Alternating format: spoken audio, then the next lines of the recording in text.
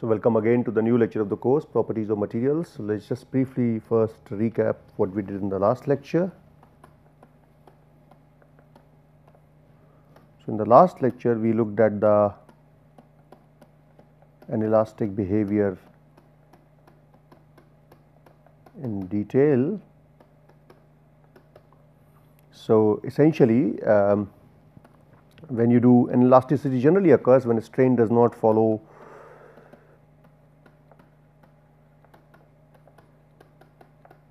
the, so maximum strain essentially does not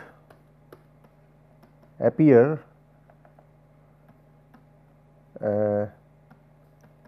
instantaneous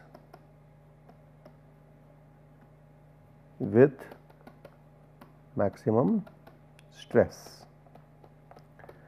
So, what happens is that when you apply stress, let us say stress very fast in the beginning, then the first step that occurs is you have adiabatic straining. So, let us say if it is tensile, then it leads to cooling down for crystalline materials, and then you basically allow the sample to sample is held. So, 2 sigma 1, okay, held at sigma 1 to achieve, so EI. So, the first you achieve EA, which is smaller than EI, then you wait for some time at sigma 1 for sigma I to be EI to be achieved, and then you unload to 0 stress, no stress, that is basically adiabatic compression. This will lead to sample heating, and again EA, EI will drop to a value EI minus EA, okay, or drop by the value EA, and then again you will have to allow the sample to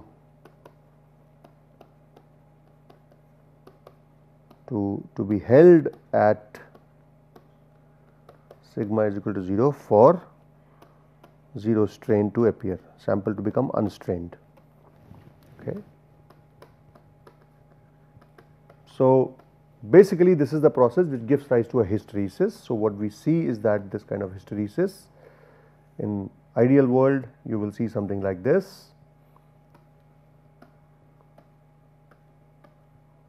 So, there will be some energy dissipated, but in reality what we see is that, so this is ideal we are talking about. In reality what we see is something like this. So, this is sigma max, correspondingly you have EI, and then this is the energy that is dissipated in the process of straining and destraining or loading and loading. And so, this energy which is dissipated is essentially now dependent upon the rate of loading .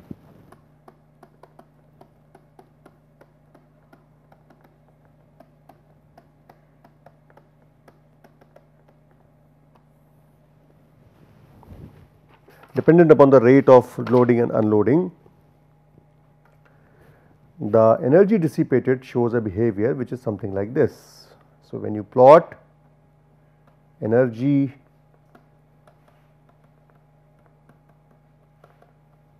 dissipated, let us say per cycle, and as a function of frequency f, it has a behavior which is something like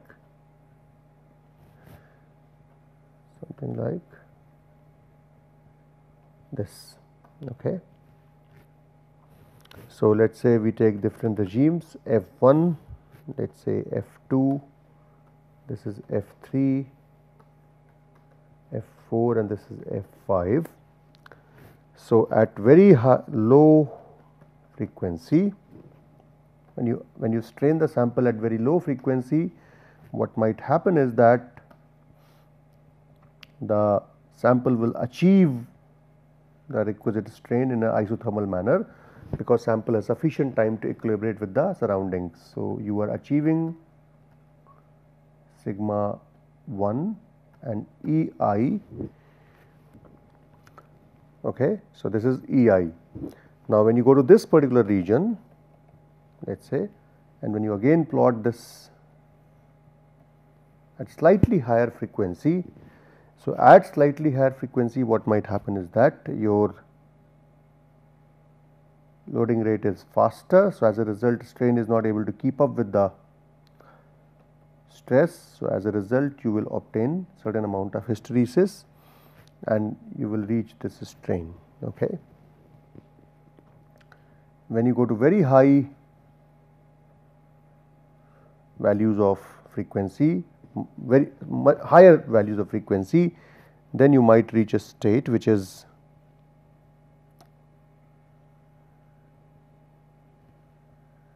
in all these cases the strain achieved is EI. So, you go to EI and your hysteresis increases.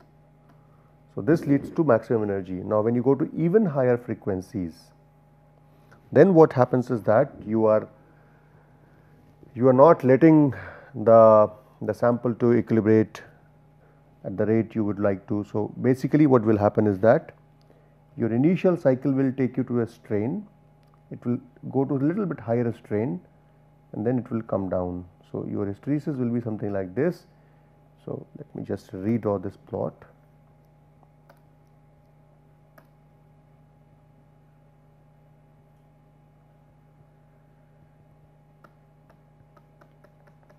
So, essentially the strain will be lower than EI, but higher than adiabatic strain. Okay. Lower than EI, but higher than adiabatic strain. And when you go to very fast rates, so this is sigma E, sigma E, sigma E, then basically the strain does not, you are straining it very fast. So, basically you have no time for equilibration. So, basically this process as well as this process is adiabatic, both are adiabatic, you have no gap left for any equilibration to occur. So, as a result you will achieve a strain which is only adiabatic strain, there is no relaxation strain that you will obtain since it is very fast. So, on one hand at low frequency the sample equilibrates with the surroundings very easily, as a result you are able to achieve full strain. So, you are going to achieve full strain here. At very fast rates sample is not able to equilibrate at all with the surroundings. So, both the processes loading and unloading are adiabatic, but the strain that you obtain is lower. So, in this case you are obtaining a strain EA. At moderately high strain you will obtain the isothermal strain, but with a bit of hysteresis. When you have little bit higher strain where you have maximum energy dissipated, you will again reach EI, that is isothermal strain, but with larger energy dissipated. But when you go further beyond this, you sort of allow less time for sample to thermally equilibrate after you have reached adiabatic strain, and hence your strain that you, maximum strain that you get out of sample reduces, eventually it becomes only the adiabatic strain. So, this is what the behavior of energy dissipated as a function of frequency of loading and unloading is. So, one of the examples one can take is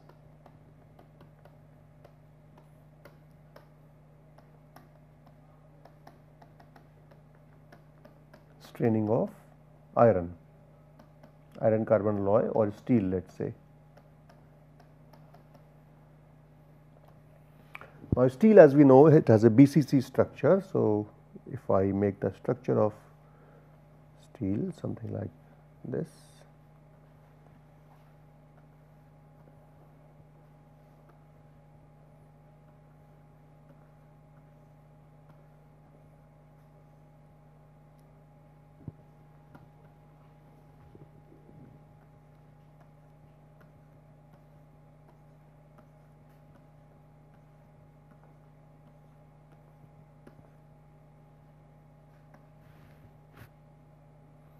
so this is the steel sample that we have.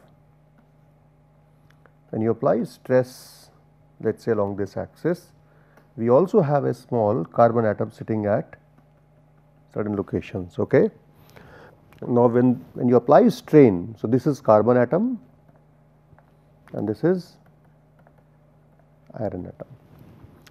So, when you apply, let us say, strain along the axis which is shown, then in this direction you will have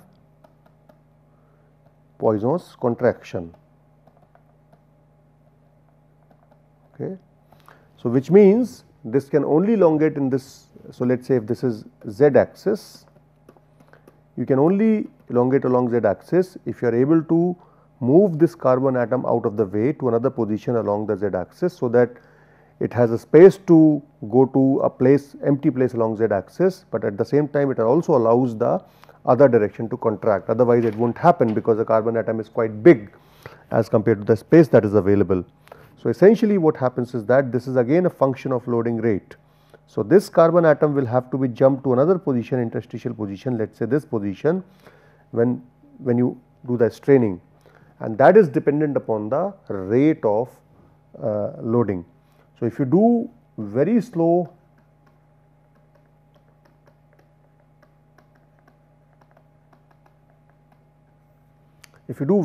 straining and unstraining, then carbon atom has sufficient time to move from this position to that position, and you are able to obtain a curve which is like this, and you are able to obtain the strain which is EI. However, if you are at a rate of loading and unloading which is faster than this, so this is slow and moderately high, so you might obtain a behavior something like that. So, you may still reach the value EI, but with a hysteresis.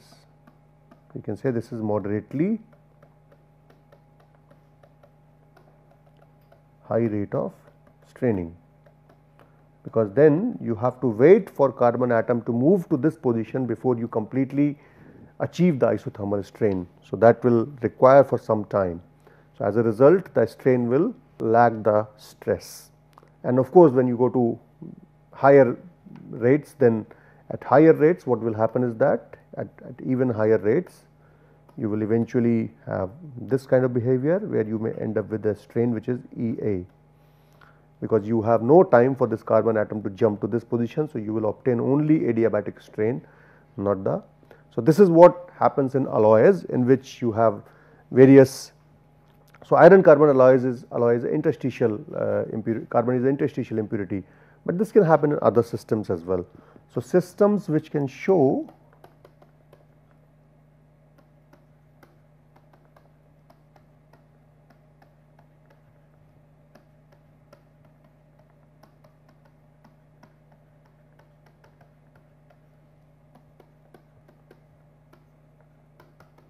they could contain things like interstitial atoms,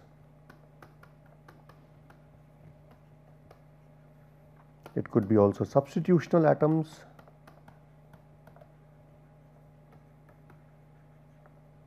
it could be also related to thermal currents inside the material. So, it could be intercrystalline or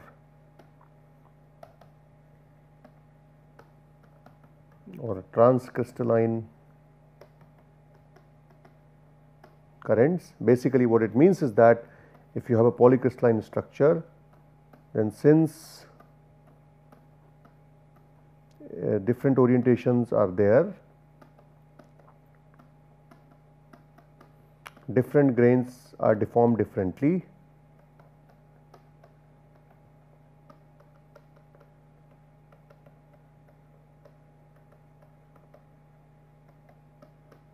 stresses and strains, and as a result their temperatures could be different. So, then temperatures need to equilibrate. So, you can have thermal currents, you can also have dislocations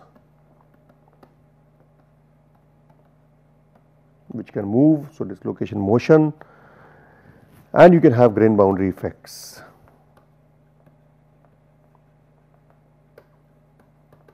All of these effects are basically, all of these things they require diffusion, basically diffusion of species from one place to another, diffusion or migration. So, which means it is basically, so you have one atom going to another position. So, this is one position, this is second position. So, when you take the one atom from another position, you are basically performing some sort of work, and this process is essentially a thermally activated process. So, basically it is a process which is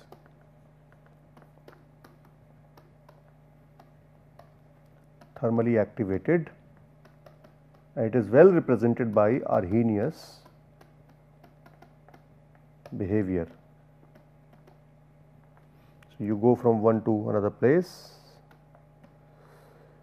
So, you require some energy delta Q or Q, which is let us say Qm, the energy for migration, or let us say activation energy. So, it becomes easier, the process of migration of atoms or species, it becomes easier when you increase the temperature or when you apply, give them more time. So, this is depicted by a quantity called as relaxation time. When the relaxation time, so this is basically a characteristic time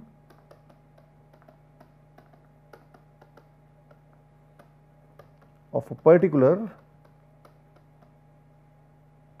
phenomena. So, it could be interstitial migration, it could be substitutional migration, it could be thermal migration, it could be dislocation, whatever it is, there is a characteristic time tau which belongs to a particular phenomena, and there are different time scales for various things. So, for example, if you look at interstitial atoms, for them the time scale is 10 to the power minus 2 to 10 to the power minus 1 cycle per second. If you look at, for example, grain boundary shear,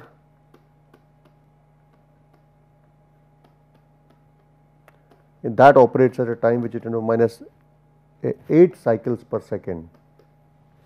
But if you look at intercrystalline thermal currents,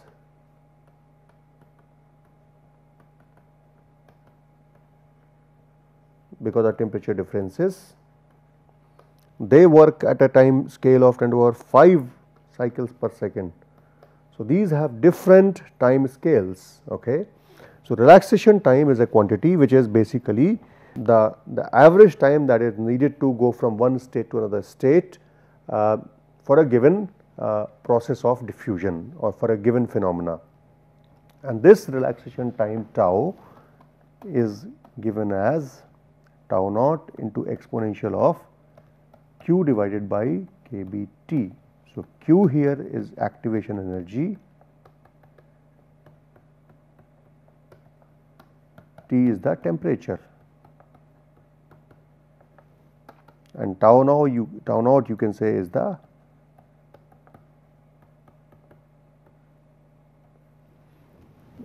some standard time, or you can say corresponding to natural frequency of vibration or whatever. So, tau naught is a standard time,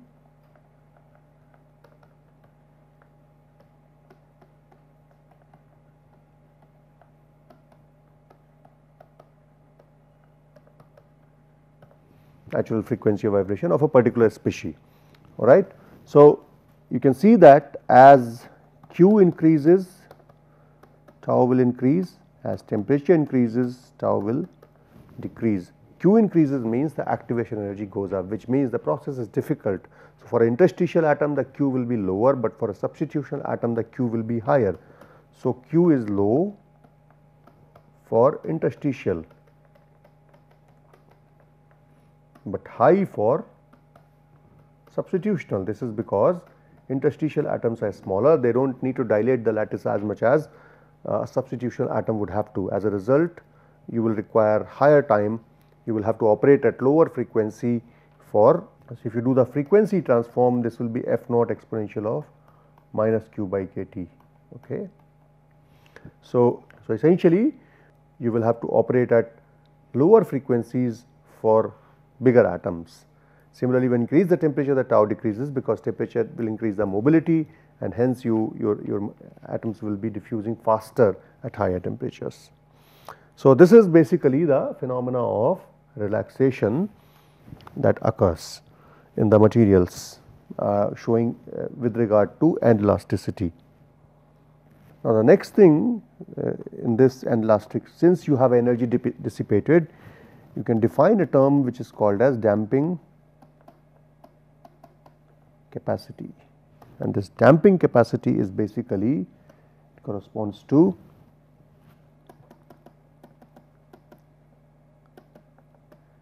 ability of a material which is subjected to cyclic stress to dissipate the energy,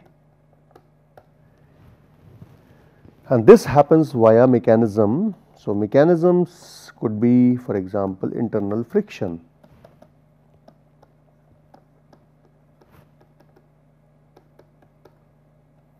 All right. So basically damping capacity would be how much, when you apply a material, or let us say a building structure or a structural, any structural application where you have these vibrating or cyclic stresses, how much the material dissipates the energy is the damping capacity. So, especially for foundations and things like that, for structural foundations, you would not want them to permanently deform, you would just want them to have high damping capacity. So, basically you would like them to absorb the stresses in such a fashion, so that more energy is dissipated, so that building is not affected. So, any application where you require energy to be absorbed or dissipated, you would require materials, or you would require compositions which can give you high damping capacity. So, this is what it is we have done in this class. We have looked at the phenomena of inelasticity in terms of rate of loading and unloading. We see that when the frequency is very low, then you are able to achieve the isothermal strain. When the frequency is very high, you basically have adiabatic contraction or expansion, and then all you are able to achieve is the adiabatic strain, which is lower than the isothermal strain. And at intermediate frequencies you go to higher strains. So, but there is a maximum, there is a critical frequency at which you are able to obtain the maximum strain of EI, but also with maximum energy dissipated in the process, and the time corresponding to this frequency is called as relaxation time. So, this peak basically corresponds to tau, that is the relaxation time. And then we also looked at the example in terms of iron, how the motion of carbon atom is related to the phenomena of inelasticity, and then there are other things like substitution atoms, thermal currents, dislocation motion, which also show similar behavior. And since this is all related to process to Arrhenius kind of thermally activated behavior, where relaxation time is a function of activation energy as well as temperature. So, this is what we have done in this class, and then lastly we introduce the term damping capacity. We will look at this in detail in the next lecture. Thank you very much.